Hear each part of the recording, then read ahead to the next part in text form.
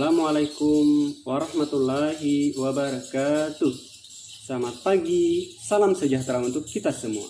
Ya, pada kesempatan kali ini saya akan membahas materi pelajaran matematika untuk kelas 7. Adapun materi yang akan kita bahas hari ini yaitu tentang statistik. Ya, silahkan lihat datanya di atas.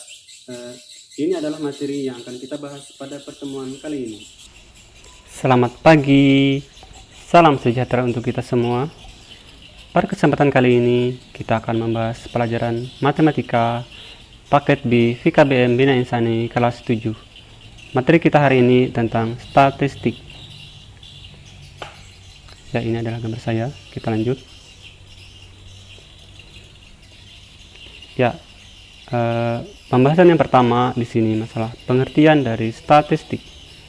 Pengertian statistik ialah suatu proses pengumpulan data, penyajian data, dan pengolahan data, sehingga diperoleh gambaran yang diinginkan dengan tepat tentang suatu kumpulan objek. Maksud data di sini adalah misalkan data tentang jumlah penduduk, data tentang jumlah suatu siswa di dalam kelas, atau bisa juga data tentang nilai yang diperoleh oleh siswa di suatu kelas. Kita lanjut lagi. Yang kedua, pengumpulan data. Mengumpulkan data dan menyajikannya dalam tabel distribusi frekuensi. Contoh yang pertama di sini, untuk menentukan pengurus suatu kelas yang terdiri dari ketua, sekretaris, dan bendahara, ada 5 orang calon yang akan dipilih. Sebelum pemilihan, dibuat kesepakatan sebagai berikut. Suara terbanyak akan menjadi ketua, suara terbanyak kedua akan menjadi sekretaris, dan suara terbanyak ketiga akan menjadi bendahara.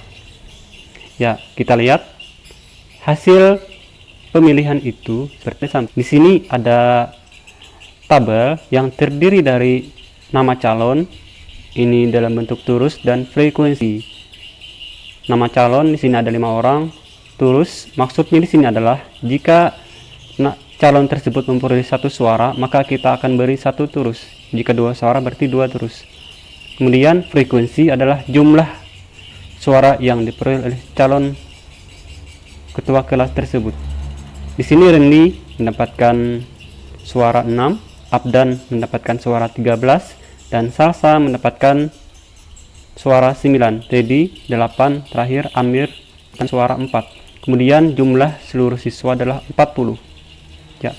Dari tabel ini dapat kita lihat yang menjadi ketua kelas atau nilai yang terbanyak adalah Abdan dengan memperoleh suara 13. Kemudian yang menjadi sekretaris di sini adalah yang terbanyak kedua, yaitu Salsa, dan terakhir yang menjadi bendahara adalah Teddy. Dengan adanya tabel distribusi frekuensi itu, mudah ditentukan siapa yang menjadi ketua, sekretaris, dan bendahara. Kita lanjut pembahasan selanjutnya. Contoh yang kedua, diketahui nilai ujian matematika kelas 9A dengan jumlah siswa 39 orang sebagai berikut. Ini adalah nilai yang diperoleh oleh siswa. Ada nilai 67, 71, 68, dan seterusnya. Jumlah angka-angka ini adalah 39, artinya 39 orang. Ini adalah nilai yang diperoleh dari siswa tersebut.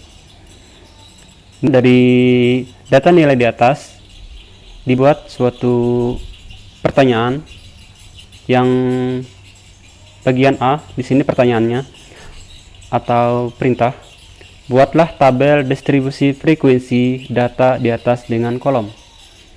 Buatlah data tabel distribusi data di atas dengan kolom yang terdiri dari nilai, turus, dan frekuensi. Pada kolom nilai, buat nilai terendah di atas berurutan sampai nilai yang terbesar. Kemudian yang B, perintahnya, nilai berapa yang paling banyak. Kemudian yang C, berapa orang yang mendapat nilai di bawah 70. Yang D, tentukan banyak siswa yang mendapat nilai lebih dari 74. Ya, kita lihat pembahasan selanjutnya. Di sini jawaban dari pertanyaan di atas, bagian A, tabel distribusi frekuensi. Ini tabelnya. yang terdiri dari nilai, turus, dan frekuensi. Kita mulai dari nilai yang terendah, kemudian semakin ke bawah nilainya semakin banyak. Ini adalah turus, nilai yang diperoleh, dan frekuensi, jumlah nilai atau jumlah yang memperoleh 67. Misalnya 67 ada 2 orang, 69 ada 2 orang. Kemudian penyelesaian bagian B, pertanyaannya tadi ini jawabannya. Nilai yang paling banyak adalah nilai 72. Karena di sini nilai 72 angkanya paling banyak di sini, yaitu ada 7 orang yang memperoleh nilai 72. Kemudian kita lanjut yang bagian C, yang mendapat nilai di bawah 70. Artinya yang di bawah 70 berarti nilainya 69, 68, dan 67.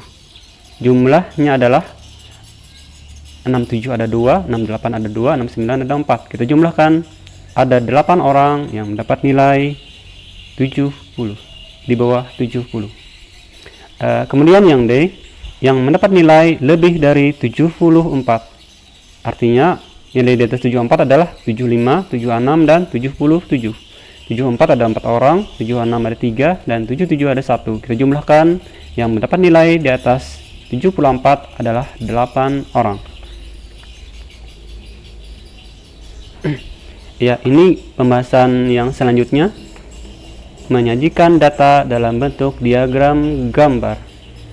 Selain dengan tabel distribusi frekuensi, untuk menyajikan data dapat juga dalam bentuk diagram gambar, yaitu yang pertama piktogram, yang kedua diagram lingkaran, yang ketiga diagram batang, dan yang keempat diagram garis. Ya, kita lanjut. Ini yang pertama piktogram. Pengertiannya di sini adalah penyajian data dengan piktogram adalah penyajian data dengan menggunakan gambar untuk mewakili jumlah objek yang dibicarakan. Gambar yang digunakan biasanya disesuaikan dengan objeknya. Ya, ini ada contoh. Pada data statistik suatu daerah terdapat data tentang penduduk seperti berikut. Ini ada yang pertama, umur yang 0 sampai 5 tahun, jumlah gambarnya ada 1, 2, 3, 4, 5, 6, 7, 8. 6 sampai 10 tahun, ini gambarnya. 11 sampai 16 tahun, ini gambarnya. Dan 17 tahun ke atas ada, ya ini jumlahnya. Kemudian keterangan, satu gambar sama dengan 2400 orang. Artinya satu gambar ini mewakili 2400 orang. Jika dua gambar berarti kita kalikan 2 dikali 2400. Di sini ada pertanyaan, yang bagian A, berapa orang yang berumur 0 sampai 5 tahun? Nanti di bawah ada penyelesaiannya. Yang B, hitung banyak penduduk yang berumur 17 tahun ke atas. Ini 17 tahun ke atas ada berapa? Kemudian yang C, berapa jumlah penduduk seluruhnya? Ini pertanyaannya. Kita lanjut pada penyelesaiannya. Penyelesaiannya yang bagian A, jumlah siswa yang memilih mata pelajaran IPS. Tadi untuk IPS sudutnya ada 72 derajat. Kita tulis di sini 72 per satu lingkaran penuh adalah 360. Karena derajat berarti per 360. Kita kali jumlah seluruh siswa, jumlahnya ada 60 orang. Kemudian penyelesaiannya di sebelah, di sini caranya 60 kita bagi 60 habis, dan 360 kita bagi 60 sisanya adalah 6. Kemudian 72, ini 72 kita bagi 6 hasilnya adalah 12 orang. Berarti di sini jumlah siswa yang memilih mata pelajaran IPS ada 12 orang. Kemudian bagian B, jumlah siswa yang memilih IPA atau mata pelajaran IPA. Tadi sudutnya untuk IPA ada 150 derajat per satu lingkaran penuh 360. Kita kali jumlah seluruh siswa 60 orang.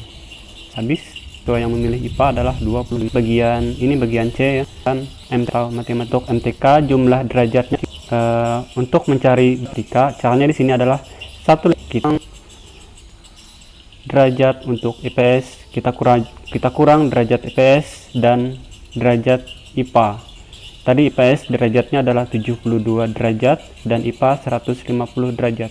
Kita jumlahkan jumlah derajat IPS dan IPA ini, ya, jumlahnya adalah 222, kemudian 310 dikurang, dan kita lanjut penyelesaiannya. Untuk matematika 130, seluruh siswa 63 orang. Jadi kita lah dari kan untuk IPA jumlahnya ada 2. Di sini adalah sebenarnya hasil jumlah 60 orang. Kemudian kita lanjut pembahasan diagram gambar yang ketiga, yaitu diagram batang. Ya, pembahasannya. Penyajian data dalam bentuk diagram batang adalah gambar batangan balok atau persegi panjang pada bidang koordinat, dan tinggi balok atau persegi panjang itu mewakili jumlah objek yang dibicarakan. Ya. Pada diagram batang, semakin tinggi gambar balok atau berarti semakin besar jumlah objek yang dibicarakan. Ya, kita lanjut bagaimana contohnya. Ya, contoh yang pertama, masalah diagram batang. Ini hasil perkebunan teh dalam ton. Kemudian suatu daerah selama 5 bulan ditunjukkan dalam diagram batang di kanan ini. Ya, di sini perintahnya tentukanlah hasil pada masing-masing setiap bulan. Ini gambar diagram batangnya ya. Kemudian kita lihat penyelesaiannya. Hasil perkebunan itu pada yang pertama bulan Mei. Bulan Mei, ini bulan Mei. Diagram batangnya naik sampai angka 20. 20 ini adalah dari ini ke atas, ini adalah jumlah ton. Kalau ini dalam bentuk bulan. Untuk bulan Mei, diagram batangnya naik sampai angka 20, artinya untuk bulan Mei berarti jumlahnya adalah 20 ton. Kemudian untuk bulan Juni, diagram batangnya naik sampai angka 30, berarti jumlahnya adalah untuk bulan Juni ada 30 ton. Kemudian yang ketiga, untuk bulan Juli naik sampai 25, bukan 24 ya, karena ini sedikit turun. Kemudian untuk bulan Agustus ada 45 ton. Nah, kita lanjut. September ada 31 ton.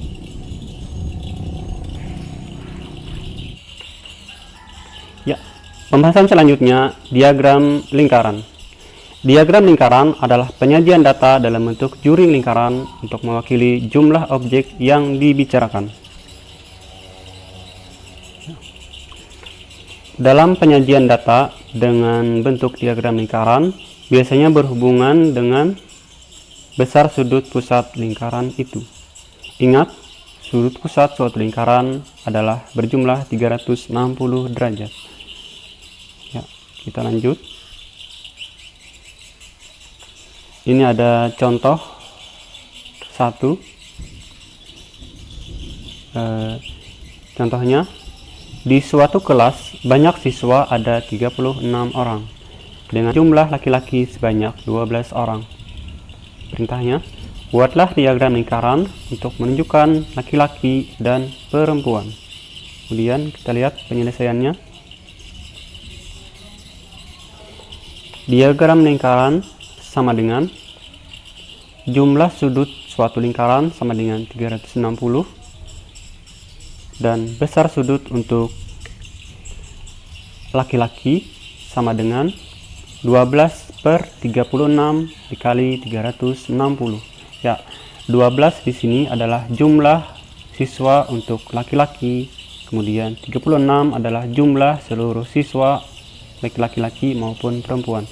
Kemudian dikali 360. 360 ini adalah besar sudut satu putaran atau besar sudut sebuah lingkaran. Jumlahnya adalah 360. Di sini penyelesaiannya adalah 12 dikali 360 atau 12 dibagi 36, kita kalikan 360. hasilnya adalah 120. 12 bagi 6 kali 360, hasilnya adalah 120. Selanjutnya untuk perempuan, satu putaran penuh ada 300 sudut laki-laki, terus berarti sisa gambar sudut. Kita buat lingkaran dulu, kemudian kita buat sudut dengan ukuran untuk laki-laki 120 derajat dan perempuan jumlah sudutnya adalah, atau besarnya sudutnya adalah 240 derajat. Kemudian contoh yang kedua, ini sebenarnya contoh yang kedua, soalnya dari kelas disuruh untuk pilih antara yang paling dari pilihan mata pelajaran dipilihkan. Ini biasaran kita disuruh menentukan atau jumlah siswa yang menyukai pelajaran IPS, kemudian berapa siswa yang menyukai pelajaran IPA, dan berapa siswa yang menyukai pelajaran matematika. Bagaimana penyelesaiannya? Ya, kita lanjut. Yang pertama di sini yaitu perintahnya ya. Tentukan jumlah siswa yang menyukai mata pelajaran IPA. Tentukan jumlah siswa yang menyukai pelajaran, bukan ini, yang pertama IPS, yang kedua IPA, kemudian yang C, tentukan jumlah siswa yang menyukai mata pelajaran matematika. Penyelesaiannya kita lanjut. Ini penyelesaian A lah siswa yang jumlahkan A. Ya, jawab penyelesaiannya yang bagian A. Jumlah siswa yang memilih mata pelajaran IPS. Tadi untuk IPS sudutnya ada 72 derajat. Kita tulis di sini 72 per satu lingkaran penuh adalah 360. Karena derajat berarti per 360. Kita kali jumlah seluruh siswa. Jumlahnya ada 60 orang. Kemudian penyelesaiannya di sebelah di sini caranya 60 kita bagi 60 habis, dan 360 kita bagi 60 sisanya adalah 6. Kemudian 72 ini 72 kita bagi 6 hasilnya adalah 12 orang. Berarti di sini jumlah siswa yang memilih mata pelajaran IPS ada 12 orang. Kemudian bagian B, jumlah siswa yang memilih IPA atau mata pelajaran IPA. Tadi sudutnya untuk IPA ada 150 derajat per satu lingkaran penuh 360. Kita kali jumlah seluruh siswa 60 orang. Habis siswa yang memilih IPA adalah 20. Bagian ini bagian C ya, kan matematik MTK jumlah derajatnya. Untuk mencari matematika, caranya di sini adalah satu kita derajat untuk IPS, kita kurang derajat IPS dan derajat IPA. Tadi IPS derajatnya adalah 72 derajat dan IPA 150 derajat. Kita jumlahkan jumlah derajat IPS dan IPA ini, ya, jumlahnya adalah 222, kemudian 310 dikurang, dan kita lanjut penyelesaiannya. Untuk matematika 130, seluruh siswa 63 orang. Jadi kita lah dari kan untuk IPA jumlahnya ada 2. Di sini adalah sebenarnya hasil jumlah 60 orang. Kemudian kita lanjut pembahasan diagram gambar yang ketiga, yaitu diagram batang. Ya, pembahasannya. Penyajian data dalam bentuk diagram batang adalah gambar batangan balok atau persegi panjang pada bidang koordinat, dan tinggi balok atau persegi panjang itu mewakili jumlah objek yang dibicarakan. Ya. Pada diagram batang, semakin tinggi gambar balok atau berarti semakin besar jumlah objek yang dibicarakan. Ya, kita lanjut bagaimana contohnya. Ya, contoh yang pertama, masalah diagram batang. Ini hasil perkebunan teh dalam ton. Kemudian suatu daerah selama 5 bulan ditunjukkan dalam diagram batang di kanan ini. Ya, di sini perintahnya tentukanlah hasil pada masing-masing setiap bulan. ini gambar diagram batangnya ya. Kemudian kita lihat penyelesaiannya. Hasil perkebunan itu pada yang pertama bulan Mei. Ini bulan Mei. Diagram batangnya naik sampai angka 20. 20 ini adalah dari ini ke atas, ini adalah jumlah ton. Kalau ini dalam bentuk bulan.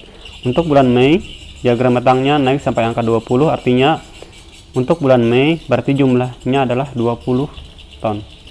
Kemudian untuk bulan Juni, diagram batangnya naik sampai angka 30, berarti jumlahnya adalah untuk bulan Juni ada 30 ton. Kemudian yang ketiga untuk bulan Juli